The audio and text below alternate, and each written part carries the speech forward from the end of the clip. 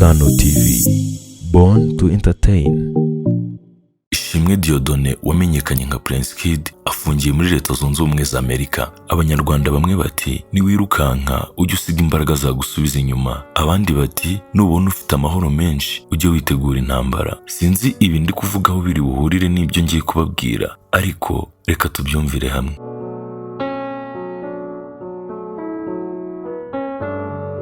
Hari ku munsi wo ku cyumweru tariki 9 z'ukwezi kwa gatatu, ubwo igihe cyasohoraga inkuru mu masaha ya saa 9 z'amanywa zishyira saa 10 ivuga ko Prince Kid yafatiwe muri Leta Zunze Ubumwe za Amerika.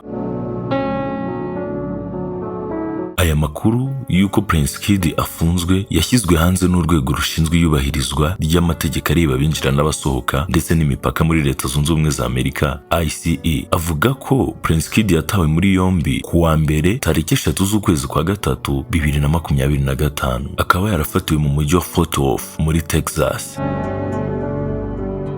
Uru rwego rwavuze ko Prince Kid yari amaze iminsi atuye muri Fort Worth mu buryo bunyuranyije n'amategeko, gusa ngo yaninjiye muri Amerika mu buryo bwemewe n'amategeko.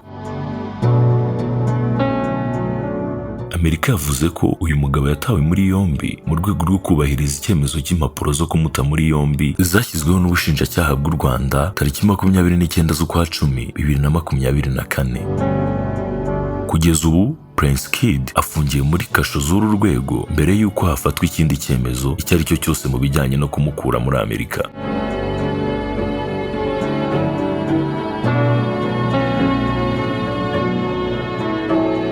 Mu kwezi kwa 10 2023 nibwo urukiko rukuru rwakatiye Prince Kid igifungo cy'imyaka 5 rumuhamije ibyaha byo gukoresha undi mibonano mpuzabitsina ku gahato no gusaba cyangwa gukoresha imishamubiri rishingiye ku gitsina. Mu isomwa ry'uru rubanza, yaba Ishimwe Dieudonné, Prince Kid n'abamwunganiraga mu rwego rw'amategeko nta wari uri mu rukiko mu gihe ubushinjacyaha bwo bwari buhagarariwe. Umucamanza yavuze ko Prince Kid yagombaga guhanishwa igifungo cy'imyaka 16, icyakora bitewe n'uko ari ubwa mbere yari akurikiranwe n'inkiko, igihano cyaragabanyijwe kigirwa imyaka 5 n'ihazabu ya miliyoni 2. Mu kwezi kwa 11 2023, amakuru yashyizwe hanze na Maître Nyembo Emeline wunganiraga uyu mugabo Prince Kid mu bijyanye n'amategeko, yavuze ko batigeze bajurira icyemezo cy'urukiko. Ibyaha Ishimwe Dieudonné cyangwa se Prince Kid akurikiranyweho bishingiye ku ihohotera bivugwa ko yakoreye abakobwa bitabiraga irushanwa rya Miss Rwanda yamaze igihe kinini ategura binyuze mu kigo cye Rwanda Inspiration Backup.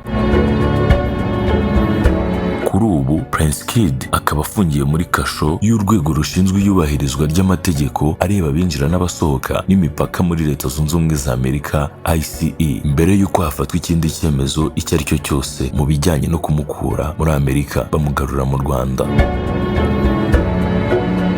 Ngayo nguko rero ibyifatwa ndetse n'ifungwa rya Ishimwe Dieudonné wamenyekanye nka Prince Kid.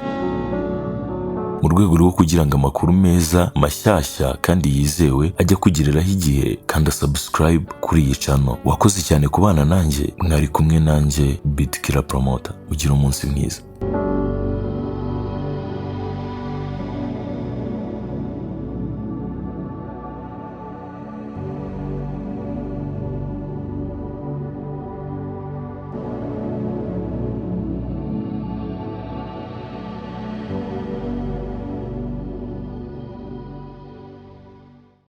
Sano TV, born to entertain.